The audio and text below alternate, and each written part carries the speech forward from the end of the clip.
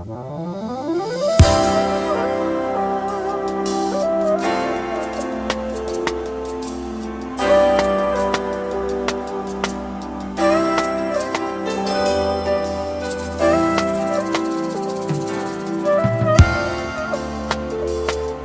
bonjour, bonjour ma fille. Donc, je suis très heureux de te recevoir sur ce plateau des télévisions CBTV Grâce en collaboration avec CB Liloba. Donc, nous parlons de la parole du Seigneur sur cette chaîne. Amen. Je suis heureux tout simplement en suivant ce que tu fais. Tu fais tellement de bonnes choses. Et cela est important vraiment de pouvoir propager ça à d'autres publics également parce que chacun de nous a reçu d'une manière différente, mais nous parlons tous du même Seigneur. Donc voilà la raison pour laquelle, avec joie, quand je témoigne de toi, les gens sont contents, sont édifiés. J'ai voulu que vraiment aujourd'hui que tu sois invité, que tu passes en direct, nous parler un peu de la prière. Donc normalement, tu vas te présenter et puis on priera, même 30 secondes. Et après, ben, on rentrera au sujet du jour. Voilà. À toi de te présenter, ma sœur. Alors bonjour papa, merci beaucoup déjà. Avant de me présenter, j'aimerais dire merci. Vraiment, je suis honorée aujourd'hui. C'est vraiment un honneur pour moi d'être en face de vous. Que le Seigneur vous bénisse. Je manque même le mot, mais que le Seigneur se souvienne de vous en tout cas. Soyez bénis. Et je m'appelle la servante Doudoucha. Je suis mariée, une mère de 2 enfants. J'habite à Orléans. Donc voilà. Ok, très bien. En tout cas, sans plus tarder, on va prier et on rentrera au but de notre rencontre de ces jours. Seigneur, tendre Père, notre Dieu, je te rends gloire, je te remercie. Tu es celui qui ne sommeille ni ne dort. Tu as permis que ta fille puisse être une servante fervente. Voilà la raison pour laquelle elle est invitée aujourd'hui pour pouvoir parler ainsi dit l'Éternel, afin que ton peuple soit édifié. Dans le nom puissant de Jésus-Christ. Amen. Voilà. Doudoucha, alors, sois la bienvenue. J'ai suivi l'une de tes vidéos que j'ai trouvée bien. Normalement, tu fais des vidéos vraiment extraordinaires par la grâce de Dieu. Gloire à Dieu. Quand tu as parlé de la prière, même si j'ai déjà entendu parler de la prière, moi-même, j'ai prêché plusieurs fois sur ce même sujet. J'ai été touché. Je me suis dit, ah, pourquoi pas? Même si j'en parle, mais chacun a reçu une grâce un peu différente de l'autre. Donc, quand ça vient de toi-même, je pense qu'il y a l'impact. Voilà. Est-ce que peux-tu nous parler de la prière, s'il te plaît? Bien sûr que oui. Merci beaucoup pour la parole. Alors, nous allons commencer. Nous avons notre thème, comme le papa vient de dire. Notre thème d'aujourd'hui, c'est le surnaturel par la prière. Le surnaturel par la prière. Alors, sans plus tarder, nous allons lire la parole de Dieu dans Évangile selon Luc, chapitre 4, verset 1. Nous allons lire le verset 1 jusqu'au verset 2. Et après, nous allons lire le verset 14 jusqu'au verset 19. Alors, je lis la parole de Dieu au nom de Jésus. Jésus, rempli du Saint-Esprit, revint du Jourdain et il fut conduit par le Saint-Esprit dans le désert où il fut tenté par le diable pendant 40 jours. Il ne mangea rien durant ces jours-là et après qu'ils furent écoulés, il eut faim. Nous allons passer directement au verset 14. Jésus, revêtu de la puissance de l'Esprit, retournant en Galilée, et sa renommée est répandue dans tous les pays d'entour. Il enseignait dans les synagogues, il était glorifié par tous. Le verset 16. Il se rendit à Nazareth où il avait été élevé, et selon sa coutume, il entra dans le synagogue le jour du sabbat.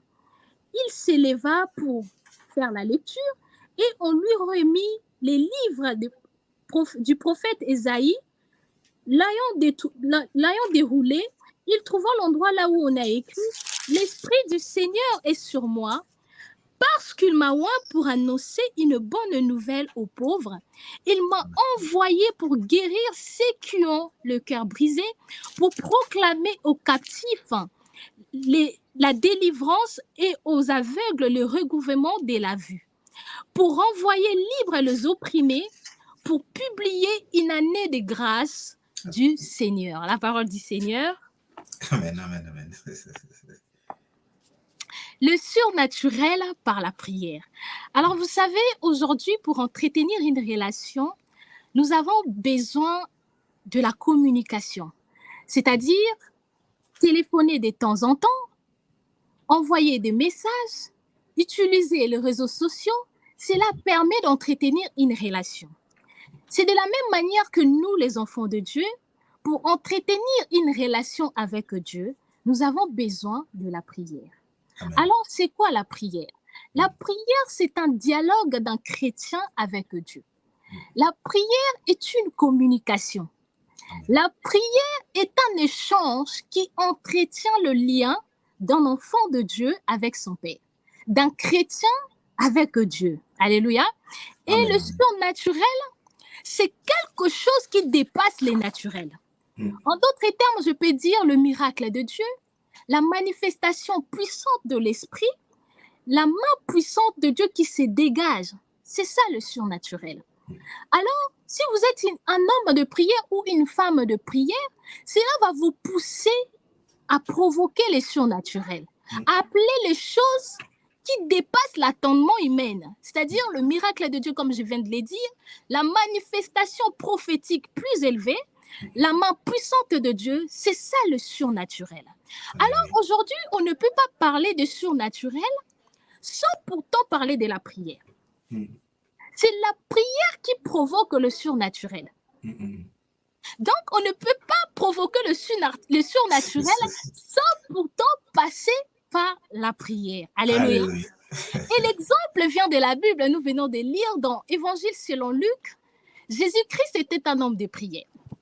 La Bible dit, avant de commencer sa mission, son ministère, il est allé prier Dieu, chercher Dieu, dialoguer avec Dieu, communiquer avec Dieu, échanger avec Dieu. Lorsqu'il a fini de prier, il est descendu dans le temple là où on lui présenta les livres d'Ésaïe qui dataient de longtemps. Et dans ces livres, lorsqu'il déroula les rouleaux, il trouva l'endroit là où on a écrit « L'Esprit du Seigneur est sur moi, parce qu'il m'a oint pour annoncer la bonne nouvelle. Il m'a envoyé pour guérir ceux qui ont le cœur brisé, pour proclamer aux captifs la délivrance et aux aveugles le recouvrement de la vue, pour renvoyer libre les opprimés, pour publier une année de grâce du Seigneur. » Alléluia. Bien aimé, c'est le projet de société que Jésus a reçu. C'est l'agenda. Il a reçu ça où? C'est par la prière. Amen. Et c'est cette prière que Jésus a fait, c'est ce qui lui a rendu un homme puissant, miraculeux. Voilà pourquoi la Bible dit partout où Jésus passait, il faisait des miracles terribles. Acte 10, 38 nous dit, vous savez comment Dieu a oint Jésus-Christ de Nazareth du Saint-Esprit qui allait de lieu en lieu, faisant des miracles, guérissant les malades. Alléluia. Amen. Donc la prière, c'est la prière qui provoque le surnaturel. On ne peut pas provoquer le surnaturel sans pourtant passer par la prière. Alléluia. La prière est la base de tout, bien-aimé. La prière est le socle. Mais malheureusement, aujourd'hui, il y a beaucoup d'enfants de Dieu qui n'aiment pas la prière. Il y en a qui n'aiment même pas prier, même pas pour 30 minutes, c'est trop. Mais il y en a qui préfèrent passer du temps au téléphone, sur les réseaux sociaux, danser sur les TikTok, faire du n'importe quoi, mais peu prient. En tant qu'enfant de Dieu, on ne peut provoquer le surnaturel sans pourtant passer par la prière. Donc, c'est la prière qui provoque le surnaturel. C'est la prière qui passe avant tout. C'est la prière qui est la base de tout. C'est lui qui prie est capable de tout. C'est lui qui prie peut ressusciter les morts. Comme on dit, la prière est le socle et la base d'un chrétien. Vous Vous savez, un jour, Jésus-Christ était avec les disciples. Il les a obligés de monter à la barque et il leur dit que je vais vous suivre après. Et les disciples sont montés, la barque est partie, Jésus-Christ s'est mis à l'écart pour prier Dieu. Cela voudrait simplement dire, lorsque tu es une femme de prière ou un homme de prière, il y a des moments où il faut se positionner. Il faut se mettre à l'écart pour chercher Dieu davantage. Il faut se mettre en isolement, en confinement, pour chercher Dieu, pour dialoguer avec Dieu, pour rentrer encore dans la profondeur. Voilà pourquoi la Bible dit, si tu veux prier, entre dans ta chambre, ferme la porte et prie ton Dieu. Pendant que Jésus était en train de prier, il a reçu une onction particulière. Et c'est cette onction qui lui a permis de marcher sur les eaux de la mer. Qui peut marcher sur les eaux de la mer? Qui? Or, nous connaissons la loi plaisanteur de l'eau. Tout objet solide, lorsqu'on le plonge dans l'eau, l'eau a toujours tendance à l'avaler. L'eau a toujours tendance à le dissoudre. Mais Jésus a défié cette loi parce qu'il s'est mis à l'écart pour prier Dieu. La prière est la base de tout. On ne peut provoquer. Lorsque tu te mets à l'écart, c'est-à-dire tu cherches encore Dieu davantage. Tu veux encore rentrer dans la profondeur. Vous savez, la prière demande la consacration. Voilà pourquoi Christ, à chaque fois monté sur la montagne, lorsque tu montes sur une montagne, cela voudrait simplement dire tu veux la consacration. Tu veux l'obéissance, la discipline avec Dieu. La prière demande la consacration. Dieu ne le cherche pas de manière superficielle, si je peux dire ça comme ça. Vous savez, un jour, Pierre était en train de pêcher. La Bible dit pendant toute la nuit, il n'a même pas eu un poisson. En d'autres termes, je peux dire Pierre priait de manière superficielle. Mais lorsque Christ est venu, il lui dit, jette encore ton filet en plein d'eau. Rentre encore dans la profondeur. C'est dans la profondeur que tu peux encore attirer les poissons. C'est dans la profondeur que tu peux encore provoquer le surnaturel. Alléluia. C'est dans la profondeur que lorsque tu te mets dans la profondeur, c'est à ces moments-là que tu provoques le surnaturel. La prière est la base de tout. Le surnaturel, c'est quelque chose que l'œil n'a point vu. C'est quelque chose que les oreilles n'ont point entendu. Alléluia. Celui qui prie peut ressusciter les morts. Moïse était un homme de prière. Je ne sais pas quoi dire, mais il y a beaucoup d'exemples. Moïse était un homme de prière. La Bible dit il priait pendant 40 jours et 40 nuits. Sur la montagne, là où il a aperçu un phénomène extraordinaire. Il a vu le puissant Adam qui a pris feu, mais qui ne se consumait pas.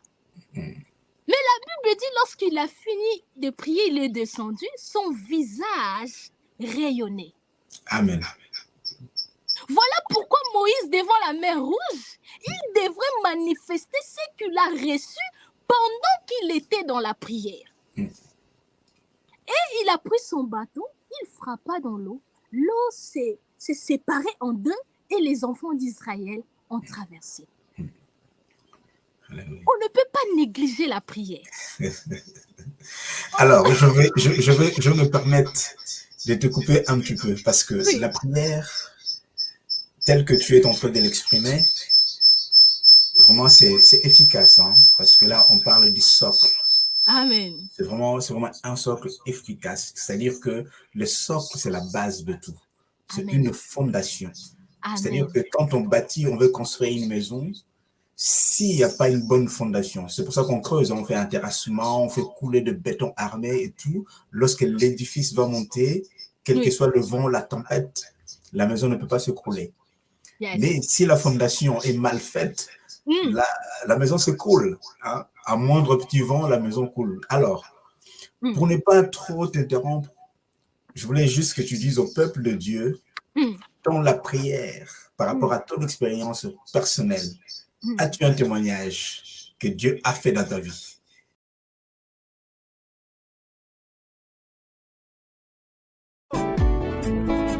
Ah, quelle belle journée!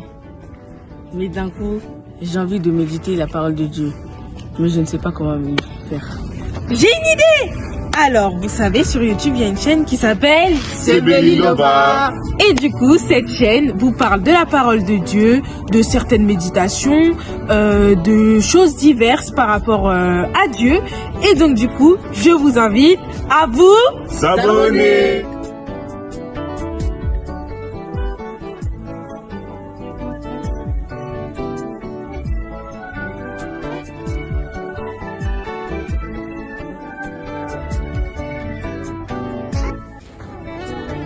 Super, merci.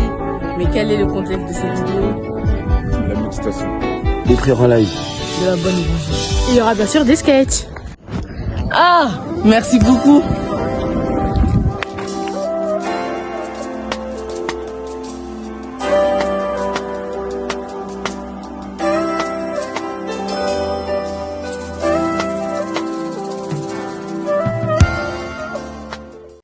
Par rapport à la prière. Bien sûr, c'est par la prière que le Seigneur m'a parlé. Amen. C'était en prière que le Seigneur m'a fait, c'était pendant la retraite. Oui. Alors, j'étais en train de prier, le pasteur, il nous a dit, demandez juste, parler avec Dieu, dans le sens que demandez à Dieu, qu'est-ce que vous voulez que Dieu fasse pour vous? Parce que la prédication était basée sur Bartimée, je me rappelle, et il a dit, qu'est-ce que tu veux que Dieu fasse pour toi? Bah moi, je me rappelle à cette époque, j'étais étudiante, je préparais le bac, je me suis dit, le bac, demandez le bac. Alors que moi, je sais que la Bible me dit, cherchez premièrement le royaume de Dieu, tous les restes. C'est comme on dit en lingala, c'est ma tabis. Donc, c'est un gars. Mais après, j'ai prié, j'ai dit, Seigneur, moi, je veux que plus tard, tu me donnes un mari qui sera responsable et qui te connaît surtout, parce que je sais ce que tu as mis en moi depuis le bas âge. Et pour te servir, tu me donnes un mari qui sera un bon mari qui va respecter ma famille, tout le monde, mes parents, c'est lui qui est responsable. Et j'avais pas prié. En plus, la prière était, j'étais en train de parler. Et moi, j'avais déjà fini, je regardais les autres, ils étaient en train de prier. Moi, je me suis dit, bon, c'est-à-dire ma prière, elle n'est pas efficace, ou je sais pas, que je rentre encore dans la profondeur, ou c'est comment. Mais toujours au moment de la retraite, on s'est reposé un petit peu. Là, je voyais le Seigneur est en train de me parler. C'est aussi quelque chose que j'ai compris, la prière demande l'efficacité. Et à ce moment-là, j'étais disposée. J'avais vraiment demandé avec mon cœur. Et j'avais vu que j'étais en train de présenter un homme chez mes parents. Il était habillé en pantalon rouge, un t-shirt blanc et un mocassin noir. Et ce jour-là, je me suis dit, oh! J'ai dit, ça c'est moi, ça. Ça c'est le Seigneur m'a parlé. Il m'a répondu. Mais je me rappelle un jour, j'ai ramené mon mari chez les parents pour présenter mon mari aux parents. Et non, dans le sens, au fait, quand j'ai sonné à la porte, ma mère, elle a crié, elle a fait, oh! Sonaramalem, bébé! J'ai dit, non, c'est moi, désolée, maman. Et je suis montée. Et le jour que j'ai ramené mon mari chez moi à la maison, j'ai sonné. C'est là que ma mère m'a dit, hey, Sonaramalem, bébé! En fait, je vivais ça comme si c'était quelque chose que j'avais déjà vécu. Et on est monté chez moi. Et je regarde mon mari, alors que je suis allée le chercher à la gare. Je n'avais pas remarqué qu'il était habillé en t-shirt blanc, pantalon rouge, mocassin noir. C'est à la maison qu'en ce moment-là, quand je regardais, j'ai vu, il était habillé en mocassin noir, t-shirt rouge, t-shirt blanc, pantalon rouge. J'ai dit, je me suis rappelée directement. J'ai dit, ah,